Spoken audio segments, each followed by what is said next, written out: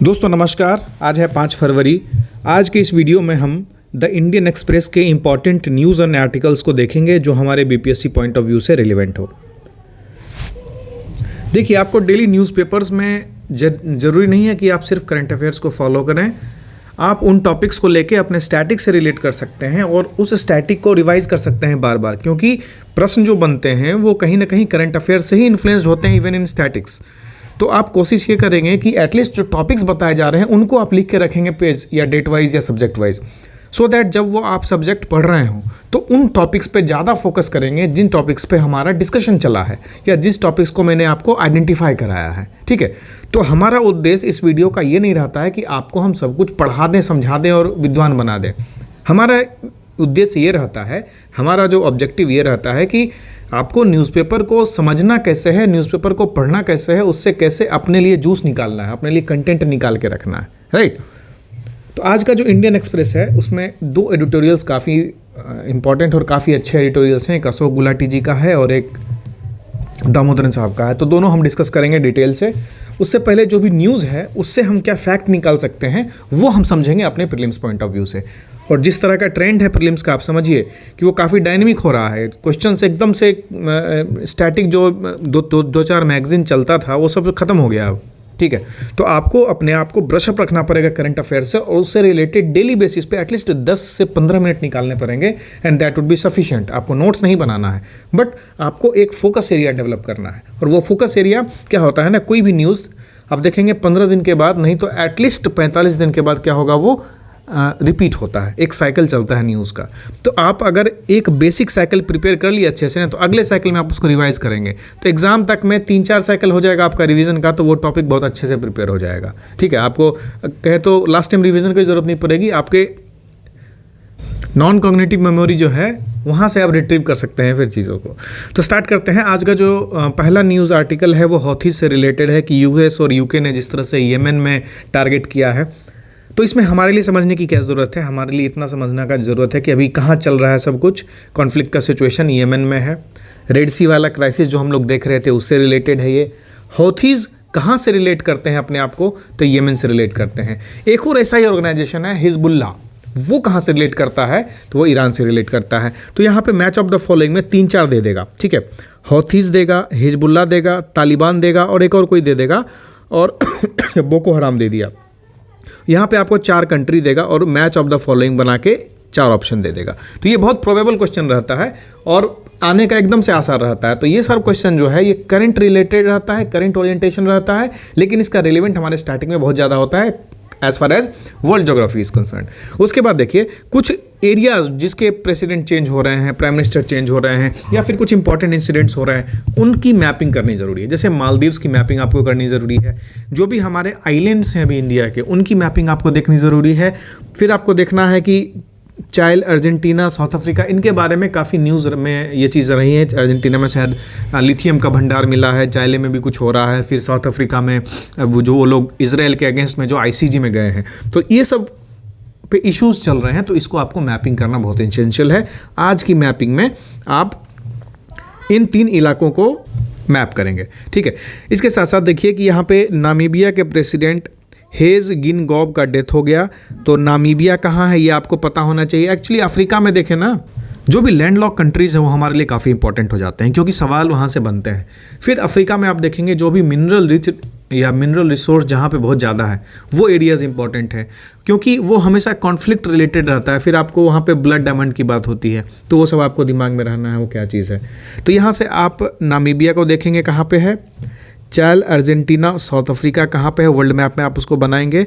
Moscow अगर देखें, Moscow अगर ऐसा क्वेश्चन बनाया गया कि क्या ये यूरोप से नज़दीक है या एशियन टेरिटरी के नज़दीक है, तो ये क्या है, मॉस्को यूरोप के नज़दीक है। और बेसिकली जो रसिया यूक्रेन क्राइसिस जो चल रहा है वो मॉस्को को लेके ही था कि नाटो बहुत करीब आ गया था रशिया बॉर्डर के। तो this was essential for Russia to move them back अपनी टेरिटोरियल सॉवरेनिटी के लिए। बाकी जो भी उनका पर्सनल रीजंस है that is apart from this, बस एक समझने के दृष्टिकोण से। अब देखिए यूक्रेन रशिया हमारे लिए इंपॉर्टेंट नहीं है। ठीक है, अब कुत्ते की नाक लंबी हो रही है, हम क्या करेंगे उससे, बताओ ना, हम कहाँ लिखेंगे, कौन से जीएस में लिखेंगे? तो ये सब इग्नोर करना है, इस सब पे लोड नहीं लेना है ज़्यादा। फिर देखिए, ईडी के पेंडोरा प्रोब इंडियन ओनर्स को ऑफशोर फर्म से, ये न्यूज़ हमारे लिए कैसे रिलीवेंट हो सकता है, समझिए। आपका GS2 सेक्शन 3 इकोनॉमिक का है, उसमें ईडी का पोर्शन जो है वो पूछ सकता है कि ईडी कौन से एक्ट में काम करता है। उसके बाद वहाँ एक सवाल बनता है कि जो भारत में फिस्कल क्राइसिस चल रहा है, जो भी टैक्स इवेजन्स हो रहे हैं, उस टैक्स इवेजन को लेके सरकार ने क्या एक्शन लिए, तो उन एक्शंस में इसको आप कोट कर सकते हैं कि ईडी बहुत एक्टिव है, जो भी टैक्स ऑफेंडर्स हैं, जो भी टैक्स इवेडर्स हैं, उनको पकड़ने में काफ़ी तत्परता से काम कर रही है। अब बाकी क्या कर रही है नहीं कर रही है हमको मतलब नहीं, हमको पेपर में तो लिख के आना है ना, हमको नंबर चाहिए। ये चीज़ हो गया इसका इम्पोर्टेंट। उसके बाद बिहार के एमएलए हैदराबाद जा रहे हैं, कोई मतलब नहीं है, ठीक है। हाँ, यहाँ पे देखिए, Indian embassy staffer in Moscow held for spying for ISI। ये भी हमारे लिए रेलिवेंट नहीं है, जानकारी के लिए इंपॉर्टेंट है कि इंटरनल सिक्योरिटी को किस तरह से कॉम्प्रोमाइज़ किया जाता है। क्या पता आने वाले समय में इंटरनल सिक्योरिटी से क्वेश्चन आ जाए, कोई भरोसा नहीं है उनका, बट ऐसा नहीं सोचना चाहिए। वो एक सेट पैटर्न पे रहेंगे, लेकिन ठीक है, हमारे लिए समझने के लिए ये इंपॉर्टेंट है कि ऐसा हुआ था, but that is not related to our academics at all. ये भी इम्पोर्टेंट नहीं है, यहाँ पे ये सब कुछ भी नहीं है, सब इग्नोर कर सकते हैं। लेकिन न्यूज़पेपर के साथ ब्रशअप रहना है तो कुछ कुछ आर्टिकल्स को पढ़ना भी होता है, ठीक है। Border should be meeting point for the law agencies, Amit Shah ji ने कहा है। ये internal security point of view से काफ़ी इंपॉर्टेंट क्वेश्चन है, और सिक्योरिटी ऑफ इंडिया पर्सपेक्टिव से इंपॉर्टेंट है कि बॉर्डर एरियाज़ को सिर्फ और सिर्फ उस स्टेट की टेरिटरी नहीं मान सकते हैं, उसको एक ऐसा जंक्शन पॉइंट मान सकते हैं जहाँ पे डिफरेंट सिक्योरिटी एजेंसीज आपस में सिंक्रोनाइज होकर काम करती है इंडिया की टेरिटोरियल इंटीग्रिटी को सिक्योर करने में, ठीक है। ये पॉइंट यहाँ से निकल के आता है। अब उसमें क्या क्या चीज़ें हैं, है ना, तो वो सब डिटेल से आप देख सकते हैं कि ज्योग्राफिकल बॉर्डर का लिमिट नहीं होना चाहिए। तो अभी जैसे 50 किलोमीटर वाला इशू चल रहा है ना, तो और ज़्यादा ये गर्म है। वेस्ट बंगाल में आपने सुना था ना, सॉरी पंजाब में, कि बॉर्डर को 50 किलोमीटर अंदर कर दिया गया है, जो सेंट्रल फोर्सेज हैं उनका दायरा, तो वहाँ पर ये इंपॉर्टेंट हो जाता है। बट हमारे लिए समझने की पॉइंट ऑफ व्यू से यही इंपॉर्टेंट है कि जो बॉर्डर एरियाज़ होते हैं, border areas are not just for are not just the territories of that particular state, but that is a very crucial point to ensure territorial integrity of India। और territorial integrity को ensure करने के लिए central government किसी भी extent तक जा सकती है, वो हमारे संविधान में भी वर्णित है, तो इसको समझना ज़रूरी है। अब चलते हैं आगे, इसमें India in quad driver seat, US sitting next with corrective steering wheel.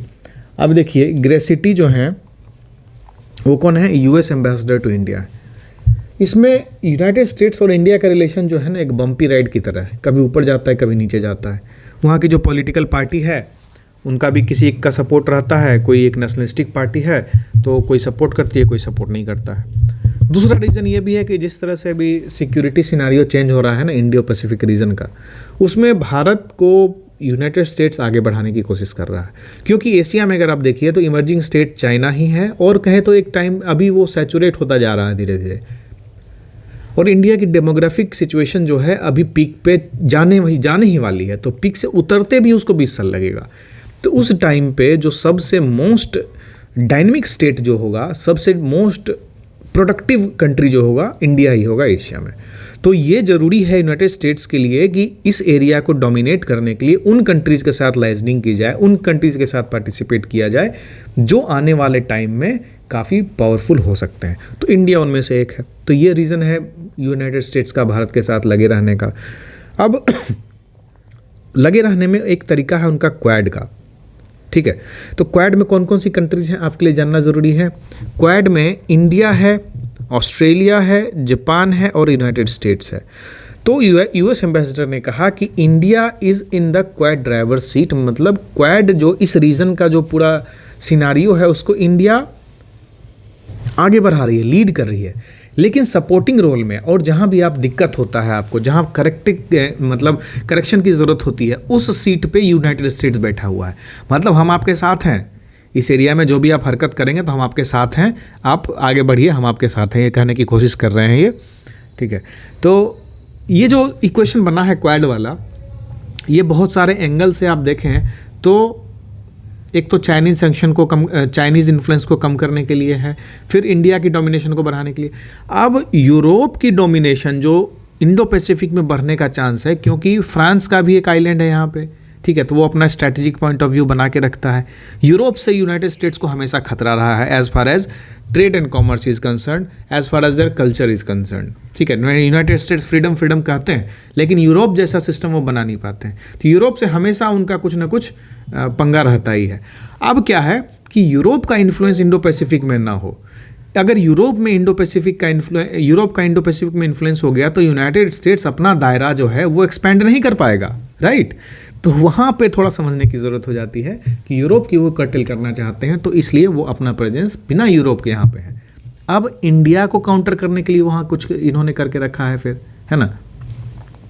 अब इन्होंने जो ऑकस बनाया, यूनाइटेड स्टेट्स ने ऑकस बनाया था ना, ऑकस पता होगा शायद आपको, ऑस्ट्रेलिया, यूके, यूएस, इन तीनों का जो ग्रुप है ये न्यूक्लियर सबमरीन सप्लाई करेगा ऑस्ट्रेलिया को। तो इंडो पैसिफिक रीजन जो है, इंडो पैसिफिक रीजन, ये एरिया हमेशा से कॉन्फ्लिक्ट जोन नहीं रहा है, ठीक है। कभी कभार कुछ ना कुछ स्कर्मिसेस होती हैं। इसमें अगर न्यूक्लियर सप्लाई ऑस्ट्रेलिया को, इसके जो सबमरीन, न्यूक्लियर सबमरीन इसको बनाने के लिए जो प्रोजेक्ट है, तो एक न्यूक्लियर सिचुएशन क्रिएट करना चाह रहे हैं इंडो पैसिफिक में। समझ रहे हैं चीज़ों को ना, कि यूएस चाह रहा है ऑस्ट्रेलिया को न्यूक सप्लाई करना। अब ऑस्ट्रेलिया अगर न्यूक सप्लाई रहेगा, ऑस्ट्रेलिया के पास न्यूक सप्लाई रहेगा, यहाँ पे यूनाइटेड स्टेट्स के व्हीकल्स मूवते रहेंगे, ऑस्ट्रेलिया के आसपास घूमते रहेंगे सबमरीन को देखने के चक्कर में, तो भारत के लिए स्ट्रेटेजिक पॉइंट ऑफ व्यू से वो खतरा साबित हो सकता है। अगर जब खतरा साबित हो सकता है तो ये भारत क्या करेगा, डिटरेंट के लिए अपना फिर न्यूक्लियर पावर डेवलप करेगा, न्यूक्लियर सबमरीन डेवलप करेगा। अब उस न्यूक्लियर सबमरीन को डेवलप करने के साथ इस एरिया में न्यूक्लियर सिचुएशन क्रिएट हो जाएगा। तो ये एक एंगल बनता है कि इंडिया को किस तरह से काउंटर करते हैं। फिर एक फाइव आइज ग्रुप भी है, फाइव आइज ग्रुप में कुछ जो पूर्व कॉलोनियल कंट्रीज़ थे, इसके साथ साथ यूनाइटेड स्टेट्स भी है शायद उसमें, आप देख लीजिएगा। तो वो फाइव आइज ग्रुप से क्या करते हैं, इंडिया पे स्नूपिंग करके रखते हैं, इंडिया क्या कर रही है नहीं कर रही है ना। तो ये सब चीज़ें हैं जो वर्ल्ड जियोपॉलिटिक्स में चलती रहती हैं, और आपको अगर एक बेस आपका प्रिपेयर है तो इन सब चीज़ों से आप जैसे इसको कोट कर सकते हैं। जब भी इंडिया यूएस रिलेशनशिप का आएगा चीज़, तो आप US ambassador to India Eric Garcetti को कोट कर सकते हैं कि उन्होंने ऐसा कहा कि India is the quite driver seat and US is sitting next with corrective steering wheel and Japan has been an avid navigator from the beginning। मतलब वो रास्ता दिखाता है जापान, है ना, चलाता है इंडिया और सपोर्ट करता है यूनाइटेड स्टेट्स, है ना। अपने फ्रंट फुट पे खेलने से यहाँ पे यूनाइटेड स्टेट्स मुकर गया है, मना कर दिया है। चलो अब आगे चलते हैं यूसीसी को लेके। उत्तराखंड का कैबिनेट ने यूसीसी के ड्राफ्ट को क्लियर कर दिया है। एक बार जब उसके बिल आएगा तब हम उस पर चर्चा करेंगे तो ज़्यादा फ्रूटफुल रहेगा। फिलहाल हमारे लिए बस इतना जानना ज़रूरी है कि जो directive principles of state policy है ये मेंशन कहाँ है, हमारे डीपीएसपी में मेंशन है, कौन से आर्टिकल में मेंशन है, आर्टिकल 44 में मेंशन है। आपको इस पर एक शॉर्ट नोट्स बनाना है, अभी नहीं बनाना है, जब एक बार बिल आएगा तो देखेंगे, अभी समय है। तो अभी इस पर लाइव कमेंट्री करने का कोई मतलब नहीं, इस पर पॉलिटिकल एंगल देखने का कोई मतलब नहीं है। अभी कौन कौन से स्टेट में यूसीसी लागू है और यूसीसी लागू करने से क्या क्या चीज़ें सिंप्लीफाई हो जाएंगी और क्या क्या चीज़ें कॉम्प्लिकेट होंगी। अगर कोई चीज़ डीपीएसपी में डाली गई थी, इसका मतलब आप समझते हैं, अगर कोई चीज़ संविधान बनाने के वक्त अगर डीपीएसपी में डाली गई है तो इसका ये मतलब होता है कि उस समय के संविधान निर्माता ने ये समझा कि ये समय सही नहीं है इस चीज़ को इम्प्लीमेंट करने का, इसलिए डीपीएसपी में उन्होंने डाल दिया, राइट।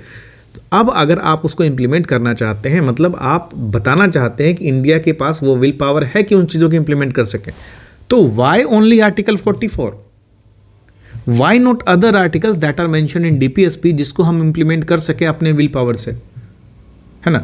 तो ये सब क्वेश्चन भी आता है और ये सब पॉइंट पे आपको प्रिपेयर करना चाहिए अगर यूसीसी का टॉपिक आता है तो, ठीक है। अब चलते हैं आगे। यहाँ से आप कुछ कुछ फैक्ट निकाल सकते हैं, जैसे आईएनएस करंज अभी गया है श्रीलंका में, और हाँ ये आर्टिकल जो है WTO, आप जहाँ भी देखें ना तो WTO के बारे में आप प्रीलिम्स पॉइंट ऑफ व्यू से पूरा प्रिपेयर करके रखें, किस तरह से गैट से WTO बना, फिर WTO बनने के बाद क्या क्या चीज़ें हुई, किस तरह से WTO वर्ल्ड ट्रेड को कंट्रोल करता है, कैसे वर्ल्ड ट्रेड ऑर्गेनाइजेशन में वेस्टर्न कंट्रीज़ का बहुत ज़्यादा इन्फ्लुएंस है और उस इन्फ्लुएंस के कारण भारत के जो इंटरेस्ट हैं, इंडिया के जो इंटरेस्ट हैं, वो बैकसीट ले लेते हैं, वो सब कैसे चलता है। आप इसको पढ़ सकते हैं, अच्छा आर्टिकल है। मैं इसको बोलूँगा आपको कि WTO के बारे में जो भी अगर आपके पास फैक्ट है, स्टैंडर्ड बुक है कोई आपके पास, उसको आप रेफ़र करिए, बहुत अच्छी चीज़ें मिल जाएंगी और कुछ पॉइंट बना के रखिए इसके बारे में। ये प्रीलिम्स पॉइंट ऑफ व्यू से भी इंपॉर्टेंट है और मेंस पॉइंट ऑफ व्यू से भी इंपॉर्टेंट है। मैंने आपको 2-3 बार बताया है, जैसे WTO देखिए, SDG देखिए, ये सब टॉपिक पे अगर न्यूज़ कहीं दिखता है ना तो उसको एकदम उसी समय पढ़ने की कोशिश करिए, because that is extremely relevant. फिर यूनेस्को से रिलेटेड कोई न्यूज़ होगा, है ना, तो ये सब काफ़ी इंपॉर्टेंट हो जाता है। अब जो हमारे काम की चीज़ है, अब आया है अशोक गुलाटी साहब का एक आर्टिकल है, चेंजिंग गियर्स टू ग्रो। यहाँ पे ये बात करते हैं कि प्रधानमंत्री जी ने कहा है कि हम विकसित भारत संकल्प का हमने प्रण लिया है कि 2037 तक हम डेवलप्ड इंडिया बनाएंगे। अब जब 2047 तक ये डेवलप्ड इंडिया की परिकल्पना करते हैं तो ये ज़रूरी है कि आपकी जो गवर्नेंस है, आपकी जो फिस्कल स्ट्रेंथ है, उसी अनुरूप डेवलप होती रहे। आप 2-4 दिन में, 1 साल, 2 साल, 3 साल में तो इकोनॉमिक सिचुएशन को इम्प्रूव नहीं कर पाएंगे, because that is a long term process. और इंक्लूसिव ग्रोथ अगर इंश्योर करना है किसी भी कंट्री में तो that is of course a long term thing, वो एकदम से सब्जेक्टिव चीज़ है। वो कैसे? तो थोड़ा इंक्लूसिव डेवलपमेंट के बारे में 2-4 चीज़ देख लेते हैं कैसे रिलीवेंट है, तो ये हमको जो आर्टिकल है ना अच्छे से समझ में आएगा। तो अगर इंक्लूसिव ग्रोथ देखो ना, तो इंक्लूसिव ग्रोथ एक इकोनॉमिक डेवलपमेंट की स्ट्रैटेजी है, और ऐसी स्ट्रैटेजी है कि जो रिसोर्सेज हैं उसको इक्विटेबली शेयर करना है ना, कि सारे तबके जो हैं वो ग्रोथ पाथ में साथ में आके चलें, सब हाथ में हाथ मिला के चलें। ऐसा नहीं कि कोई पर्टिकुलर कास्ट का है तो उसकी ग्रोथ नहीं इंश्योर करनी है और कोई एक पर्टिकुलर कास्ट का है तो उसको करनी है, किसी एक पर्टिकुलर कम्युनिटी को ये करना है, किसी एक पर्टिकुलर जेंडर को ये करना है, तो ये नहीं करना है। डिस्क्रिमिनेशन किसी भी तरह का नहीं होना चाहिए। Irrespective of their economic class, gender, sex, disability and religion, inclusive growth shall be applicable to each and every citizen of this country. तो ये एक इकोनॉमिक ग्रोथ है जो सारे सेगमेंट्स ऑफ पॉपुलेशन के लिए अपॉर्चुनिटी क्रिएट करता है, और जो प्रॉस्पेरिटी से कंट्री ग्रोथ कर रहा है उसका एक डिविडेंड, उसका एक पाई, उसका एक फ़ायदा सारे तबकों को पहुंचाने की कोशिश करता है। इंक्लूसिव ग्रोथ का कंसेप्ट यही कहता है। अब इसकी डेफिनेशन जो है 11th 5-year प्लान में बताई गई है। अब देखो ये क्यों मैं बता रहा हूँ। अब इंक्लूसिव ग्रोथ के बारे में क्वेश्चन आएगा, what do you mean by inclusive growth. अब एक है कि इंक्लूसिव ग्रोथ को तुम ऐसे डिफाइन करो कि this is a strategy of economic development that ensures equitable development for all the sections of society regardless of that this. दूसरा डेफिनेशन ऐसे हो सकता है कि the 11th plan defines inclusive growth to be a growth process that yields broad based benefits and ensures equality of opportunity for all. कितना जबरदस्त है। तो always start with a quote, always start with a proper example, always start with a current relevance. This brings a dynamism to your answer, और this is very essential कि अगर answer writing में score करना है, अगर 5-10 number से mains में रह जा रहे हो ना, तो this is one of the main reason why you are failing in mains and you should take care of this. तो यहाँ पे इंक्लूसिव डेवलपमेंट से एक और चीज़ है कि ग्रोथ को हम इंक्लूसिव कब मानेंगे, है ना। अगर इकोनॉमिक ग्रोथ हो रही है, भारत इंक्रीज हो रहा है, इकोनॉमिक टर्म्स में आगे बढ़ रहा है, GDP बढ़ रही है, पर कैपिटा बढ़ रहा है, लेकिन इंक्लूसिव कब मानेंगे उसको? कुछ पैमाना तो होना चाहिए ना भाई, आप सिर्फ बोल देने से तो नहीं होगा। तो वो पैमाना क्या है कि उस एरिया में हो जहां पुअर काम करते हैं, जैसे एग्रीकल्चर ग्रोथ हो, वैसे प्लेसेस पे हो जहां पुअर रहते हैं, जैसे अंडर डेवलप्ड एरियाज है, स्लम एरियाज है, वैसे प्रोडक्शन के फैक्टर्स जो पुअर पोजेस करते हैं, जो पुअर के पास, जैसे अनस्किल्ड लेबर से रिलेटेड आप क्या कर रहे हैं।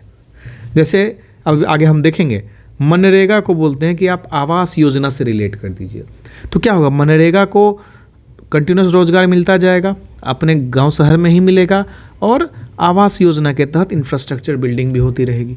तो ये इंक्लूसिव डेवलपमेंट का अप्रोच है। हम लास्ट माइल तक पहुंच रहे हैं, हम उन तबकों तक पहुंच रहे हैं जिनको एक्चुअल में ज़रूरत है, ठीक है। हम उन पुअर के जो कंजम्पशन है, जैसे चावल खा रहे हैं, वो बाहर से गेहूं खरीद के खा रहे हैं, हम ये इंश्योर करेंगे अपने इकोनॉमिक ग्रोथ से कि उन ग्रेन्स की, उन आइटम्स की प्राइसिंग जो है हम कम कर सकें, वो अगर रिड्यूस करेंगे तो उनके पास एक्सेसिबिलिटी बढ़ेगी, अफोर्डेबिलिटी बढ़ेगी, तो पुअर जो कंज्यूम करते हैं फूड अच्छे से कंज्यूम कर पाएंगे, तो हमारा इंक्लूसिव ग्रोथ जो है वो हम समझ लेंगे मेरा इंक्लूसिव ग्रोथ हो रहा है। ठीक है, तो the equality of opportunity and the participation in growth by all with A special focus on the most vulnerable people of society is the very basis of the inclusive growth. ये inclusive growth के बारे में आपको थोड़ा समझाना था, थोड़ा बताना था, क्योंकि जब तक ये समझ नहीं आएगा इंक्लूसिव ग्रोथ होता है क्या, आप आर्टिकल क्या पढ़ेंगे, और आर्टिकल पूरा डेटा से भरा हुआ है।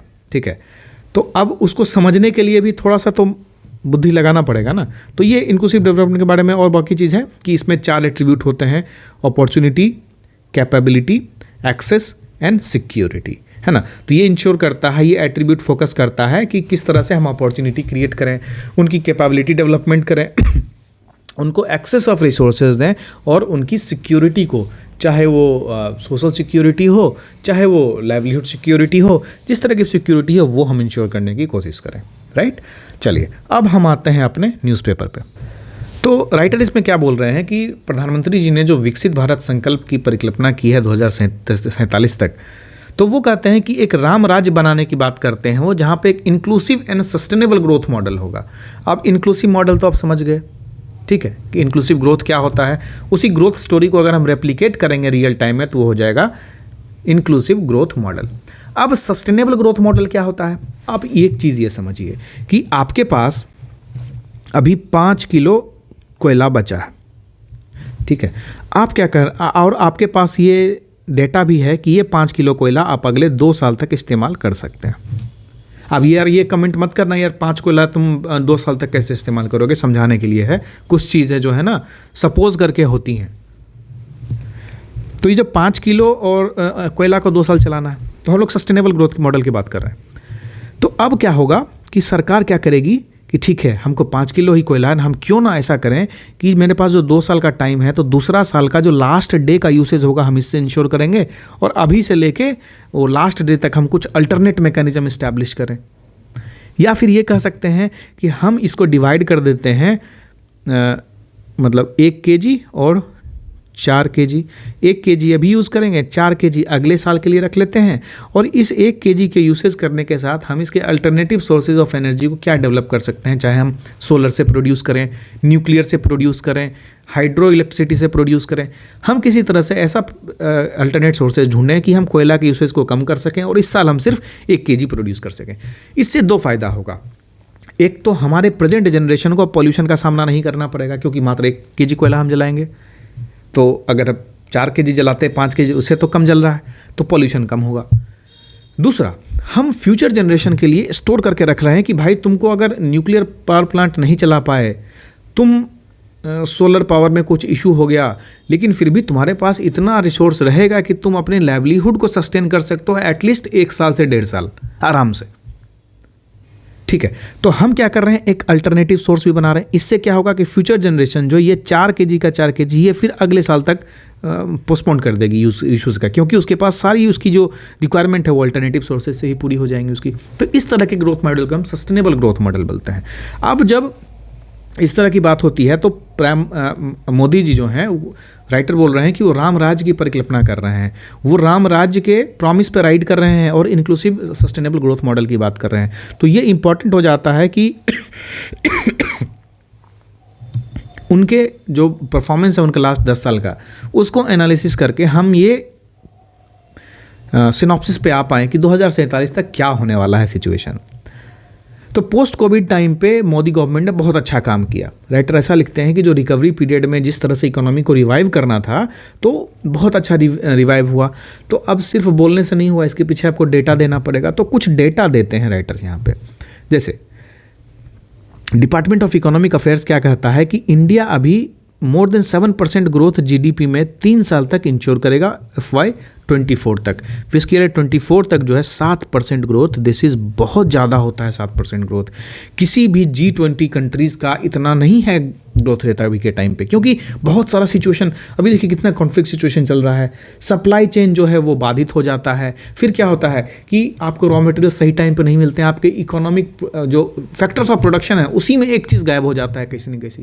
चाहे कोविड-19 पे स्किल गायब हो गया, लोग नहीं हैं, रिसोर्स नहीं है, रॉ मटेरियल नहीं है, फिर कभी कॉन्फ्लिक्ट सिचुएशन में सप्लाई चेन बाधित हुआ तो आपके पास रॉ मटेरियल नहीं है, तो इस तरह से करके क्या होगा कि इतना ग्रोथ मेंटेन नहीं कर पाते हैं।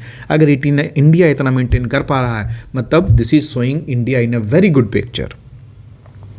ठीक है, थोड़ा और डिटेल से अगर हम समझने की कोशिश करें तो हमने इंक्लूसिव ग्रोथ की बात करते हैं, तो इंक्लूसिव ग्रोथ में सबसे ज़्यादा पॉपुलेशन किस में इंगेज है? एग्रीकल्चर में है। अब इसको भी उन्होंने प्रूव कर दिया, एक डेटा कोट किया जाता है periodic labour force survey report का, इसको बोलते हैं PLFS। ये आपको कोट करना ही चाहिए इस तरह का क्वेश्चन में, नहीं किए तो बहुत बड़ा पाप है ना। आप एक फैक्ट बुक बनाइए, मेंस में हम डिस्कस करेंगे, हम लोग दक्ष में ये सब बात पे डिस्कस करेंगे कि कैसे आपके आंसर को इंप्रूव करें, एनरिचमेंट की एक्सरसाइज हम लोग करेंगे 2-3 लेक्चर में। तो फिलहाल हम देखते हैं कि जो वर्किंग पॉपुलेशन है टुवर्ड्स एग्रीकल्चर, ठीक है, वो थोड़ा इंक्रीज हुआ है पोस्ट पेंडेमिक में। क्यों? क्योंकि लोग अपने घर को लौट रहे हैं, काफ़ी लोग घर को लौटे हैं। अगर घर को लौटे हैं तो वापस एग्रीकल्चर में अपने आप को इंगेज करेंगे, तो जो whole lot of population that was working for the other sectors had got return to agricultural sector. तो पीरियोडिक लेबर फोर्स सर्वे कहता है कि 45.8% of the working population is engaged in agriculture as of PLFS। ठीक है, अब macro economic front पे बात करें, यहां पे देखो कुछ टर्मिनोलॉजी जो प्रीलिम्स पॉइंट ऑफ व्यू से काफ़ी इंपॉर्टेंट है। जैसे मैक्रो इकोनॉमिक फ्रंट, मैक्रो होता है, एक होता है माइक्रो। माइक्रो होगा जो आपके पर्सनल ग्रोथ लेवल की बात करेगा, है ना, और मैक्रो पैरामीटर जो होगा वो बात करेगा GDP की, NDP की, है ना, NNP की, वो बड़ी बड़ी बात करेगा। और जो मैक्रो पैरामीटर्स है, सॉरी माइक्रो पैरामीटर्स है, माइक्रो पैरामीटर्स डिस्कस करेगा छोटी छोटी चीज़ों के बारे में, आपका इनकम कितना है, पर्सनल इनकम कितना हो रहा है, ठीक है, इंटरेस्ट रेट्स कितने हैं अभी, है ना, तो मॉनेटरी पॉलिसी में किस तरह का रिवीजन किया जा रहा है, ये सब माइक्रो में आता है। तो मैक्रो इकोनॉमिक फ्रंट पे देखें तो इंडिया की जो रियल GDP है 5.9% पर एनम ग्रोथ हुई है 15 से 24 के बीच में, और 5 से 14 के बीच में 6.8% की ग्रोथ से डेवलप हुई है। तो इसका मतलब है कि मोदी सरकार अच्छा काम कर रही है, UPA गवर्नमेंट से भी कंपैरेटिवली ठीक ठाक है, और 5.1% मात्र इन्फ्लेशन है compare to 6.8 something during 8.1% something during UPA period. I am really sorry. इसके साथ साथ मोदी गवर्नमेंट के टाइम पे मल्टी डायमेंशनल पॉवर्टी भी रिड्यूस हुई है 29.2% से लेके 11.3% पे। ठीक है, ये मल्टी डायमेंशनल पॉवर्टी का जो डेटा है वो इतने पॉपुलेशन जो percent population has reduced in poverty, तो ये बहुत इनकरेजिंग डेटा है। नीति आयोग के अनुसार ये सब डेटा है। अब इकोनॉमिक रिव्यू ये भी कहता है, अभी जो लेटेस्ट इकोनॉमिक रिव्यू रिपोर्ट आया है उसमें ये भी कहता है कि जो अनएम्प्लॉयमेंट रेट है वो भी डिक्लाइन हुआ है। कहाँ से कहाँ तक? फिस्कल ईयर 18 में 6% था और अभी 23 में 3.2% है। ये डेटा कहाँ से मिलता है? ये डेटा मिलता है पीरियोडिक लेबर फोर्स सर्वे से, जो ministry of statistics and programme implementation निकालती है। चूंकि अभी ILO के डेटा के अनुसार अभी भी एम्प्लॉयमेंट रेट 7% से ज़्यादा है, लेकिन PLFS सर्वे जो हमारा बता रहा है कि हमारा जो एम्प्लॉयमेंट है, अनएम्प्लॉयमेंट रेट, वो काफ़ी कम हुआ है। ठीक है, अब एग्रीकल्चर पे शिफ्ट होते हैं। ये एग्रीकल्चर के बारे में बताते हैं कि जो 18% हमारा GVA है फिस्कल ईयर 24 का, वो 1.8% से फर्स्ट एडवांस एस्टिमेट के अनुसार से ग्रोथ होने वाली है। अब मिला जुला के राइटर इस पैरा में यही कहना चाहते हैं कि हम वापस से अपने एग्रीकल्चरल सेक्टर के ग्रोथ की तरफ देखें तो वो एक हिंदू ग्रोथ से ग्रोथ करने वाली। हिंदू ग्रोथ हम लोग पढ़े हैं इकोनॉमिक्स में, Hindu rate of growth that is 3.5% से ऐसा माना जा रहा है कि जिस तरह से सिचुएशन चल रहा है अभी, उस तरह से हम यही देखेंगे कि कुछ दिनों तक, आने वाले समय तक जो एग्रीकल्चरल ग्रोथ है वो मात्र 3.5% रहेगा, और हमारा टोटल इकोनॉमिक ग्रोथ के अराउंड 7% के अराउंड हम इंश्योर कर रहे हैं, या 6.8% कह रहे हैं। तो ये 3.5 कम हो गया ना। तो इसको ज़्यादा इंश्योर करने के लिए, एग्रीकल्चरल को और ज़्यादा बढ़ाने के लिए सरकार को इनिशिएटिव्स लेने पड़ेंगे, क्योंकि हम क्या इंश्योर करना चाहते हैं? इंक्लूसिव ग्रोथ इंश्योर करना चाहते हैं। अगर आप इंक्लूसिव ग्रोथ इंश्योर करना चाहते हैं तो आप सारे तबकों को बढ़ाना चाहते हैं, जो मेजर पॉपुलेशन है जहाँ पे इंगेज्ड है उस सेक्टर को आप बढ़ाना चाहते हैं। आप एग्रीकल्चर की ही ग्रोथ 3.5% कर रहे हैं, तो आप कैसे समझते हैं कि आप ये 7% को बढ़ा मेंटेन करके रखेंगे? राइट, आपको एग्रीकल्चर को कम से कम आप 10% करिए, ताकि वो 10% बाकी सेक्टर्स को कंप्रोमाइज़ करके, कंपनसेट करके कहीं तो कहीं वो 6 से 7 के बीच में आपका डेटा रुक जाए GDP का, ग्रोथ का। ठीक है, तो ये इंपॉर्टेंट है, यही कहना चाहते हैं इसमें। फिर शेयर ऑफ एग्रीकल्चर कितना बढ़ा है, तो 42.5% था, वो 45.8% हो गया। पीएलएफएस कहता है क्योंकि कोविड-19 के बाद रिवर्स माइग्रेशन बहुत सारा हुआ है। अब चूंकि रिवर्स माइग्रेशन हुआ है, एग्रीकल्चर की तरफ शिफ्ट हो रहे हैं, और फिर दूसरी तरफ हम बोलते हैं कि हम इंडस्ट्रियलाइज कर रहे हैं, मैन्युफैक्चरिंग पे फोकस कर रहे हैं, मेक इन इंडिया पे फोकस कर रहे हैं, और एक तरफ हम देख रहे हैं कि हमारा एग्रीकल्चर में लेबर फोर्स का पार्टिसिपेशन बढ़ रहा है। तो हम क्यों ना अपना फोकस थोड़ा सा एग्रीकल्चर की तरफ भी शिफ्ट करें। एग्रीकल्चर के ग्रोथ के लिए, एग्रीकल्चर के डेवलपमेंट के लिए जो भी स्कीम है, जैसे पीएम किसान है, या फिर अभी देखिए तो जो नैनो यूरिया से रिलेटेड चल रहा है, ड्रोन दीदी योजना है, ये सब एग्रीकल्चर को एडवांस करने की योजना है, और बहुत अच्छे इनिशिएटिव्स हैं एग्रीकल्चर को प्रमोट करने की दिशा में, है ना।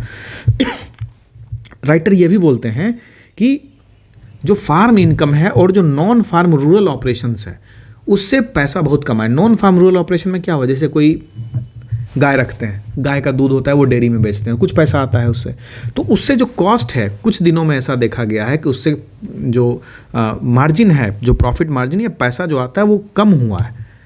तो इससे आप ये पता चलता है कि आपका फोकस उस डायरेक्शन में नहीं है, आपका जो इंक्लूसिव ग्रोथ मॉडल है उस एरिया को उस एरिया को प्रमोट नहीं कर पा रहा है। आपका जो ग्रोथ मॉडल है that is limited to certain area, क्योंकि अगर आप इंक्लूसिव ग्रोथ मॉडल की बात करते हैं तो आपको सारे सेक्टर्स को साथ लेके चलना है, और आपने ये भी प्रॉमिस किया था कि फार्मर्स के इनकम को डबल करेंगे, तो ऐसा तो कुछ हो नहीं रहा है। हम देख रहे हैं फार्म इनकम कम हो रहा है, और आप बात करते हैं इंक्लूसिव ग्रोथ से फार्मर की ग्रोथ हम बढ़ाएंगे, इंक्लूसिव ग्रोथ से एग्रीकल्चर को हम एक्सपेंड करेंगे। तो पहला ये बात पॉइंट रखे कि देखो, आप इंक्लूसिव ग्रोथ की अगर बात करते हैं तो आप ये इंश्योर करिए कि सारा तबका बढ़े। सारे तबके में एग्रीकल्चर इंपॉर्टेंट है, क्योंकि पीएलएफएस डेटा ये बोल दिया कि 45% ऑफ द पॉपुलेशन जो है वो एग्रीकल्चर में इन्वॉल्व है। अब जो पॉपुलेशन एग्रीकल्चर में इन्वॉल्व है वो बढ़ रहा है, और हम साथ में ये भी देख रहे हैं कि जो फार्म वेजेस हैं और जो नॉन फार्म रूरल ऑपरेशन से वेजेस हैं वो कम हो रहा है। मतलब एग्रीकल्चर में जो लोग हैं उनकी कमाई घट रही है। अगर उनकी कमाई घट रही है और आप ये भी बोलते हैं कि फार्मर्स की जो इनकम है उसको हम डबल करेंगे FY23 तक, तो ये सब चीज़ एक साथ नहीं हो पा रहा है, सिंक नहीं हो पा रहा है। इसमें सरकार को काम करने की ज़रूरत है, ठीक है। तो अब अमृतकाल में हमारा ऐसा क्या स्ट्रैटेजी होनी चाहिए कि हम इन्वायरमेंटली सस्टेनेबल ग्रोथ कर सकें, हम अपना ग्रोथ मॉडल इंक्लूसिव रख सकें।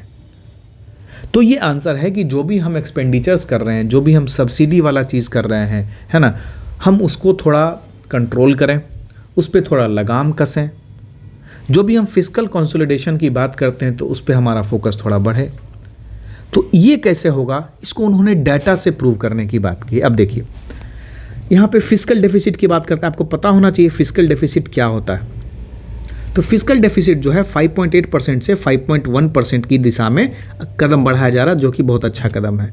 लेकिन FRBM एक्ट कुछ और बोलता है। FRBM एक्ट भी आपको पढ़ने की ज़रूरत है। ये शायद 3% पे लिमिट करने की बात करता है फिस्कल डेफिसिट को। अब जब 3% पे लिमिट करने की बात करता है और आप 5.1% में, तो अभी भी आप 2.1% ऑफ GDP जो है आप डेफिसिट में चल रहे हैं। तो ऑप्टिमल फिस्कल कंसोलिडेशन की अगर बात करते हैं तो अभी भी आप अचीव नहीं कर पा रहे हैं, और आने वाले 2-4 साल में तो नहीं कर पाएंगे, ये तो श्योर है।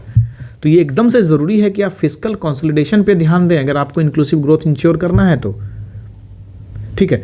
तो वो किस तरह से होगा फिस्कल कंसोलिडेशन, या फिर सब्सिडी का जो डोल बोलते हैं उसको हम कैसे कम करेंगे। तो अभी फर्टिलाइजर सब्सिडी को देखिए, इन्होंने कम किया है, ठीक है। जो 3 मेजर वेलफेयर सब्सिडीज़ हैं, फूड सब्सिडी है, फर्टिलाइजर सब्सिडी है, फ्यूल सब्सिडी है, इस पर कुछ कुछ काम किया जा रहा है धीरे धीरे तौर पे, है ना। पेट्रोल की प्राइस देखिए 100 रुपये से ऊपर हो गई, है ना। ऐसा थोड़ी है कि सरकार एक्साइज खूब कमाना चाहती है, बट उसका एक उद्देश्य भी रहता है कि हम सब्सिडी को मिनिमाइज करें, नहीं तो हमारा पूरा फिस्कल स्ट्रक्चर बिगड़ जाएगा, है ना। पीएम किसान का जो 600 बिलियन का FY25 बजट में टारगेट है वो सब अचीव करना है। तो इन सब सब्सिडीज़ को, जो जो सब्सिडीज़ दी जा रही है उनका रैशनलाइजेशन होना चाहिए कि पहला तो क्या ज़रूरी है, जितना सामान दिया जा रहा है उसमें वो क्या ज़रूरी है, उसका आउटपुट क्या हो रहा है। एक आउटकम बेस्ड बजटिंग होती है। तो उन सब आप ये पॉइंट लिख सकते हैं कि अगर आपको उन सब्सिडीज़ को देना ही है तो उसको एक आउटकम बेस्ड बजटिंग में लाइए। अगर आप आउटकम बेस्ड बजटिंग में लाएंगे तो आपको पता चलेगा कि इसका फ़ायदा कितना हो रहा है। अगर फ़ायदा पता लग रहा है, फीडबैक आ रहा है, तो उसको आगे बढ़ाने में कोई ज़रूरत नहीं है, क्योंकि अगर आप 2 रुपये से 5 रुपये कमा पा रहे हैं तो ये अच्छा सौदा है ना जी। अगर आप 4 रुपये से 5 रुपये भी कमा पा रहे हैं तो ये भी अच्छा सौदा है। लेकिन अगर 5 रुपये से 7 रुपये ₹5 से मात्र ₹3 कमा पा रहे हैं, तो इसको तो बंद कर देना चाहिए ना जी। ये तो नुकसान कर रहा है। लेकिन अगर बंद नहीं करेंगे तो आप एटलीस्ट ये इंश्योर करिए कि ₹5 दे रहे हैं तो वो ₹4 ही हमारा, कम से कम ₹4 तो आए। तो इसको बोलते हैं रैशनलाइजेशन। फिर हमारा जो डेवलपमेंट एक्सपेंडिचर है उस पर खर्च करने की ज़रूरत है। रोड पे खर्च करिए, R&D पे खर्च करिए, एग्री R&D पे, agriculture related research and development पे फोकस करिए, माइक्रो इरिगेशन पे फोकस करिए, है ना। रोड की लिंकेजेस बढ़ाइए, आप स्टोरेज फैसिलिटीज़ बढ़ाइए, कोल्ड चेन इंफ्रास्ट्रक्चर बढ़ाइए, एफिशिएंट वैल्यू चेन बढ़ाइए, ताकि जो हाई वैल्यू पेरिशेबल कमोडिटीज़ हैं जो हम बनाते हैं, फ्रूट्स क्या जाते जाते मार्केट में सड़ जाएगा, तो क्या फ़ायदा है इतना मेहनत करने का। तो उसके लिए एक एफिशिएंट वैल्यू चेन बनाने की ज़रूरत है। फिर क्या है कि हम लोगों को एक ओवरऑल दृश्य देखना पड़ेगा कि हमेशा हम फूड सिक्योरिटी की बात करते थे, अब टाइम आ गया है दोस्त कि अब हम न्यूट्रिशनल सिक्योरिटी पे आए। नेशनल फूड सिक्योरिटी एक्ट आया, उसी लाइन पे आप लाइए न्यूट्रिशनल सिक्योरिटी एक्ट, है ना। I hope you are getting the thing. Nutritional security के लिए हमने लास्ट में एक आर्टिकल डिस्कस किया था पिछले कुछ दिन में, कि वो आर्टिकल फूड फोर्टिफिकेशन से रिलेटेड था। किस तरह से हम अपने अवेलेबल ग्रेन्स की ही फोर्टिफिकेशन करके उसमें कंटेंट को डाल रहे हैं, अगर हम प्रोडक्शन नहीं बढ़ा पा रहे हैं, प्रोडक्टिविटी को नहीं बढ़ा पा रहे हैं तो ठीक है। फिर क्लाइमेट चेंज का जो इमर्जिंग चैलेंज है उसको भी देखते हुए आपको न्यूट्रिशनल सिक्योरिटी के साथ साथ फूड सिक्योरिटी भी इंश्योर करनी पड़ेगी, है ना। तो ये सब पॉइंट्स हैं जिससे हम इंक्लूसिव ग्रोथ की दिशा में आगे बढ़ सकते हैं। बहुत ही एनकम्पासिंग आर्टिकल है, बहुत ही बेहतरीन आर्टिकल है, और इसमें इतने इकोनॉमिक टर्म्स दिए हुए हैं कि पूरी इकोनॉमिक्स आपकी खत्म हो जा रही है इसमें। वंडरफुल आर्टिकल इट इज़, है ना। और ये एग्रीकल्चर की तरफ थोड़ा ज़्यादा ओरिएंटेड है और इंक्लूसिव ग्रोथ को लेकर चल रहा है ये टॉपिक, ठीक है। जो बजट है उसमें एग्रीकल्चर में कहा गया है कि 27% increase in allocation for department of fisheries and animal husbandry and dairying, ठीक है। तो उसके साथ साथ इतना कुछ बढ़ा गया। तो राइटर कहते हैं कि this is a very good step, और क्योंकि जो फिशरीज और एनिमल हस्बेंड्री है ये growing fastest within the agri sector and we are not getting the due in proportion due to their contribution to agri GDP। तो ये बहुत अच्छा योगदान रहेगा कि एग्रीकल्चर में एनिमल हस्बेंड्री और फिशरीज़ के परसेंटेज को बढ़ाया जाए, क्योंकि इससे एग्रीकल्चर पे डायरेक्ट डिपेंडेंस कम हो जा रही है। लोग क्या है, नॉन फार्म प्रैक्टिसेस पे फोकस कर रहे हैं, एग्रीकल्चर सेक्टर में ही नॉन फार्म प्रैक्टिसेस पे। तो नॉन फार्म प्रैक्टिसेस जो हैं वो ज़्यादा वल्नरेबल नहीं होते जितना फार्म वाला वल्नरेबल होता है, ठीक है। उसके बाद वो ये भी ऑब्जर्व करते हैं कि जो PM आवास योजना है उसमें 70% जंप हुआ है। तो ये इंक्रीजिंग बजट जो है ये अच्छा चीज़ है कि आप महिलाओं को दे रहे हैं, महिलाओं को जॉइंट ओनर बना रहे हैं, बहुत अच्छा चीज़ है। लेकिन उसमें थोड़ा सा कर्टेल आप करिए। अगर आप करना ही चाहते हैं तो एक काम करिए, आप मनरेगा को सिंक कर दीजिए आप PM आवास योजना से। तो मनरेगा में नौकरी चाहिए और PM आवास में घर बनाना है, तो सरकार 2 स्कीम को एक ही ऑब्जेक्टिव से चला सकती है काम, है ना। तो उसमें बात हो जाएगा कि रैशनलाइजेशन और फिस्कल कंसोलिडेशन वाली बात हो जाएगी, है ना।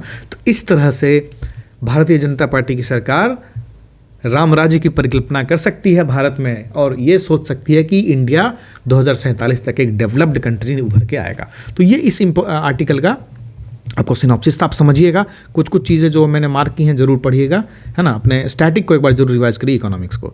बाकी चीज़ तो हम रेजोनेंस और दक्ष में पढ़ा ही रहे हैं, और भी डिटेल से दक्ष 70 के लिए दबा के वीडियो आएगा अभी, और है ना, घबराने की ज़रूरत नहीं है। जैसे नया इकोनॉमिक सर्वे आता है ना तो उस हिसाब से हम लोग नया वीडियो भी उसमें लाएंगे, और बहुत सारी पुरानी वीडियोज़ को भी हम और ज़्यादा हम लोग भी रैशनलाइज करेंगे उसको, है ना। नई चीज़ों को डालेंगे और पुरानी चीज़ों को हटाएंगे उसमें। चलो, ये आर्टिकल डीलिंग विथ गवर्नमेंट डेब्ट की बात करता है। गवर्नमेंट डेब्ट यानी कि सरकारी कर्ज। सरकारी कर्ज किस चीज़ से ज्ञात होता है, किस चीज़ से मेज़र करते हैं? डेब्ट टू GDP रेशियो से मेज़र करते हैं। आपका GDP कितना है, मतलब आपका आप जैसे एज एन इंडिविजुअल आप समझिए, आपके बैंक अकाउंट में 10 लाख है आपके पास कैश 2 लाख है, तो 12 लाख आपका पूरा GDP हो गया। मतलब इन शॉर्ट आप एक कंट्री है, मान लीजिए आपका 12 लाख का GDP हो गया। फिर आपको कुछ सैलरी वगैरह जो मिल रही है साल में उसमें ऐड कर दीजिए, मान लिए 15 लाख की सैलरी है आपकी, तो उसमें ऐड कर दिए, 12-15 हो गया 27 लाख का आपका GDP है। अब आपको कर्ज कितना है, महीने का EMI कितना देना है? महीने का आपका EMI मान लिया 3 लाख का EMI है, तो 3 लाख से 36 लाख हो गया, नहीं चलेगा काम। मतलब 1 लाख का EMI अगर रखते हैं तो 1 लाख की मंथली EMI है, 12 लाख की EMI है आपकी, 27 लाख आपका GDP है। तो आप सस्टेन कर सकते हैं, बट ये लॉन्ग टर्म नहीं चलेगा ऐसे, है ना। धीरे धीरे आपका जो रिजर्व रिसोर्स है वो कंज्यूम हो रहा है। कहीं कि सालाना मात्र आप 4 लाख रुपया पर एनम अपनी नौकरी से कमा पा रहे हैं, तो इसको आप ग्रोथ में लगाएंगे, नहीं तो आपका जो बचा हुआ पैसा वो इस्तेमाल होगा। तो वही चीज़ डेब्ट GDP रेशियो कंट्री में भी होता है। जीडीपी में से कितना परसेंट जो है वो डेब्ट के लिए खर्च हुआ, मतलब कितना परसेंट जो है वो इंटरेस्ट पेमेंट में खर्च हो गया, है ना, कितना हमने कर्ज लिया। अब कर्ज लेते हैं तो कर्ज का इंटरेस्ट चुकाना पड़ता है। जब इंटरेस्ट चुकाना में पैसा चला जाएगा तो हम अपने कैपिटल एक्सपेंडिचर क्या करेंगे, हम अपने लोगों का क्या करेंगे, अपने वेलफेयर इनिशिएटिव्स कैसे चलाएंगे। तो ये आर्टिकल पूरा जो है डेटा से ही खेल रहा है कि उस टाइम पे ये था, अभी ये है, अब कैसा होना चाहिए। हमको इसमें समझने की क्या ज़रूरत है कि इसमें से जो गवर्नमेंट के डेब्ट होते हैं उनको हम मेज़र कैसे करते हैं। जो पब्लिक फाइनेंस है वो बहुत इंपॉर्टेंट है। उसमें आप देखिए करेंट अकाउंट डेफिसिट होता है, फिस्कल डेफिसिट है, प्राइमरी डेफिसिट है, इन सब चीज़ों, रिवेन्यू डेफिसिट है, कैपिटल डेफिसिट है, कैपिटल एक्सपेंडिचर और जो कैपिटल रिवेन्यूज़ है वो तो अब खैर उतना नहीं है, अब डिवीज़न अलग तरह से है। तो जो गवर्नमेंट डेब्ट है उसको किस तरह से मैनेज किया जाना चाहिए, ठीक है, वो सब इसमें चर्चा हुई है। एक बार इसको भी, आर्टिकल को भी ब्रशअप कर लेते हैं कि एनडीए गवर्नमेंट ने अपने सेकेंड टर्म में ओवरऑल पब्लिक डेब्ट इन एक्सेस ऑफ 80% हो गया अभी। मतलब भारत का अगर 100 रुपया जीडीपी है ना तो 80 से ज़्यादा कर्ज है अभी भारत पे, ठीक है। अब वही यूपीए के टाइम से कंपेयर किया इन्होंने तो यूपीए टाइम पे क्या था, 67 से 70 हो गया था 2018-19 में, 67.7 था 2013-14 में जब प्रधानमंत्री जी आए थे। फिर 2018-19 का डेटा है कि ये 70% चला गया और अब जो है वो 80 पार हो गया, आईएमएफ बोलता है, जो कि बहुत अलार्मिंग सिचुएशन है, ठीक है। क्योंकि डेब्ट टू जीडीपी रेशियो अगर बढ़ता है दैट मीन्स आपका ग्रोथ कहीं ना कहीं कर्टेल होगा। आपका जो पैसा है वो लोन चुकाने में, उधारी चुकाने में ही जाएगा, अपने ग्रोथ के लिए कम लगेगा, ठीक है। तो जो पब्लिक डेब्ट है वो क्या बताती है, पब्लिक डेब्ट ये बताती है, गवर्नमेंट डेब्ट होता क्या है कि जो भी डोमेस्टिक या फॉरेन लोन दिया गया है सेंटर या स्टेट के द्वारा, है ना, against small saving schemes, provident fund, special securities to the food corporation या ऑयल मार्केटिंग कंपनीज, तो उनको क्या होता है इंटरेस्ट पेमेंट करना पड़ता है और जो प्रिंसिपल अमाउंट है उसको तो वापस करना ही पड़ेगा। तो एक एफआरबीएम लॉ लाया गया था 2003 में। वो एफआरबीएम लॉ एनडीए गवर्नमेंट ने इनेक्ट किया था 2003 में। उसमें उन्होंने कहा था कि जो डेफिसिट है उसको हम कर्टेल करेंगे, उसको एक लिमिट तक कर्टेल करेंगे और 3% तक लिमिट करेंगे फिस्कल डेफिसिट को, है ना। और जो डेब्ट टू जीडीपी रेशियो है उसको हम 60% ऑफ द जीडीपी 2024-25 तक लाने की कोशिश करेंगे। लेकिन अभी हम देख रहे हैं सिचुएशन की 80 क्रॉस कर रहा है, तो ये सिचुएशन सही नहीं है, ठीक है। तो इस बार जो यूनियन बजट है उसमें भी काफ़ी चर्चाएं इस पे की गई हैं और इसे कहा गया है कि सेंटर का जो आउटस्टैंडिंग डेब्ट है वो 50.5% 2013-14 में था और 2018-19 में 48.1 हुआ। मतलब सेंटर का डेब्ट घटा है। तो भाई कैसे बढ़ा वो, तो स्टेट का डेब्ट बढ़ा है। स्टेट का डेब्ट बढ़ने का क्या रीज़न है, सरकार अपने वेलफेयर इनिशिएटिव्स में ज़्यादा खर्चा करिए, लैपटॉप बांट रही है फ्री का बहुत सारा फ्रीबीज जो बोलते हैं वो, तो फ्रीबीज कहाँ से देंगे, कर्जा लेके देंगे, तो डेब्ट बढ़ रहा है। जब उनका डेब्ट बढ़ रहा है तो ओवरऑल डेब्ट बढ़ रहा है कंट्री का, ठीक है।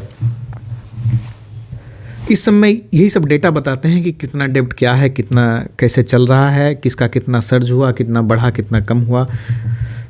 अब ये बोलते हैं कि वाई हैज़ डेब्ट स्पायरल, डेब्ट बढ़ा क्यों है और अपने में ही और ज़्यादा घूम क्यों रहा है।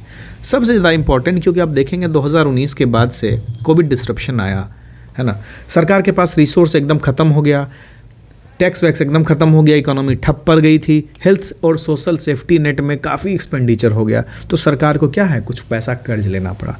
इस वजह से जो डेब्ट टू जीडीपी रेशियो थोड़ा इंक्रीज़ हुआ है। लेकिन अगर हम ये भी देखें कि फिस्कल स्टिमुलस और रिलीफ प्रोग्राम्स भी तो हम लोग चलाते हैं, अगर उसमें थोड़ा हम हाथ अपना बंद करें तो हम ये डेब्ट टू जीडीपी रेशियो वाला चीज़ प्लग आउट कर सकते हैं, ठीक है। तो इसमें इसके बाद ये बताते हैं कि किस तरह से उसको किया जाना चाहिए। तो पहला चीज़ ये बताते हैं कि जो एफआरबीएम एक्ट है वो इंश्योर करता है कि 3% ऑफ जीडीपी में लिमिट करना है, तो वो हम कोशिश करेंगे। ऑलरेडी सरकार काम कर रही है, कभी कभार वो बाहर भी हो जाती है कि हम नहीं कर पाएंगे, लेकिन सरकार को ये इंश्योर करना चाहिए कि फिस्कल टू जीडीपी रेशियो जो है 4.5% से कम करके रखें, ठीक है। और जो पोस्ट पेंडेमिक रिकवरी स्ट्रैटेजी थी हमारी उसको मेंटेन करें और टाइम तक, ये सोच के कि चल रहा है पेंडेमिक तो क्या होगा, हमारा जो अप्रोच होगा ना वो कंसोलिडेटेड अप्रोच होगा, खर्चीला अप्रोच नहीं होगा, हमारा एक्सपेंडिचर कम होगा। इसके साथ साथ हमको फिस्कल कंसोलिडेशन पे जोर देना चाहिए। तो उससे क्या होगा कि हम जो बोरोइंग्स हैं वो थोड़ा लिमिट में करें, सरकार को अपना जो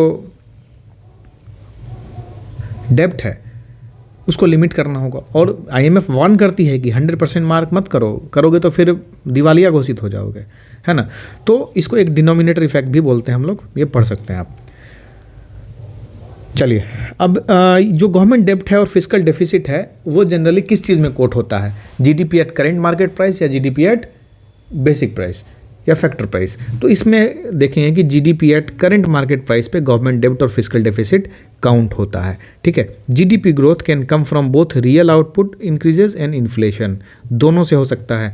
तो कभी कभी GDP वर्ड जो है वो मिसनोमर हो सकता है, क्योंकि इन्फ्लेशन बढ़ेगा तो GDP बढ़ सकता है, लेकिन ये ज़रूरी नहीं है कि वो GDP ग्रोथ जो है वो डायरेक्ट आपके डेवलपमेंट के कारण हो रहा है, आपकी इकोनॉमिक ग्रोथ से हो रहा है। बट वो तो पैसा बढ़ा इकोनॉमी में तो GDP बढ़ गया। दूसरा और तीसरा तरीका राइटर बताते हैं गवर्नमेंट डेब्ट टू GDP रेशियो इंश्योर करने का या बढ़ाने का, कि आप GDP ग्रोथ को ही इतना बढ़ा दीजिए ना कि डेब्ट ही कम हो जाए। मतलब डेब्ट और GDP का रेशियो होता है ना, तो आपको ओवरऑल इसको कम करना है, तो इसको कम करने के लिए आप इसको बढ़ा दीजिए GDP। आप GDP को इतना बढ़ाइए कि डेब्ट कम हो जाए, या फिर आप डेब्ट कम करिए, दोनों रास्ता है आपके पास, ठीक है। तो ऑलरेडी 2003-04 से 2010-11 में ऐसा किया गया था कि जो डेब्ट है उसको 84.4% से 66.4% GDP किया गया था। तो ये जरूरी ऐसा नहीं है कि पहली बार हो रहा है, ऐसा भी हुआ है पास्ट में भी, और गवर्नमेंट ने काफ़ी इनिशिएटिव्स भी लिए हैं डेब्ट टू GDP रेशियो को कम करने के लिए, चाहे वो डेब्ट कम करके हो, फिस्कल कंसोलिडेशन करके हो, या फिर GDP बढ़ा के हो, है ना। अब GDP दो तरीके से बढ़ सकता है, चाहे वो इकोनॉमिक ग्रोथ से बढ़े, चाहे इन्फ्लेशन से बढ़े। हम इन्फ्लेशन को कंट्रोल करके मॉनेटरी पॉलिसी से हम अपने इकोनॉमिक रिसोर्सेज को बढ़ाएंगे, हम अपनी इकोनॉमिक ग्रोथ स्टोरी को बढ़ाएंगे, उससे हम ट्रिकल डाउन करके किस में आएंगे, हम अपने डेब्ट टू GDP रेशियो को कम करने की कोशिश करेंगे। तो इंडिया अभी यही रिक्वायरमेंट है कि फिस्कल कंसोलिडेशन भी करे और ग्रोथ भी करे, क्योंकि डेब्ट भी कम करे और इकोनॉमी का ग्रोथ भी हो। इससे क्या होगा, हम अपना जो करंट डेब्ट है हमारा उसको हम रिड्यूस कर सकते हैं। तो आज के लिए इतना ही, थोड़ा डिटेल में डिस्कस हो गया। आप एक कमेंट करेंगे, आज का जो कमेंट करेंगे आंसर प्रीलिम्स क्वेश्चन है आपके लिए, कि fiscal deficit is equal to क्या होता है। ये डेटा नहीं बताना है हमको, फिस्कल डेफिसिट का डेफिनेशन क्या है। फिस्कल डेफिसिट मतलब कौन सा डेफिसिट प्लस कौन सा एक्सपेंडिचर, मतलब ऐसे करके डेफिनेशन जो होता है स्टैंडर्ड आपको पढ़ाया भी गया है रेजोनेंस में, है ना। तो रेजोनेंस वाले तो ज़रूर कमेंट करना यार इसमें, है ना। चलो, और मेंस का क्वेश्चन इवनिंग 6 o'clock अपलोड हो जाएगा वेबसाइट पे, वहाँ जाके देख लीजिए। धन्यवाद।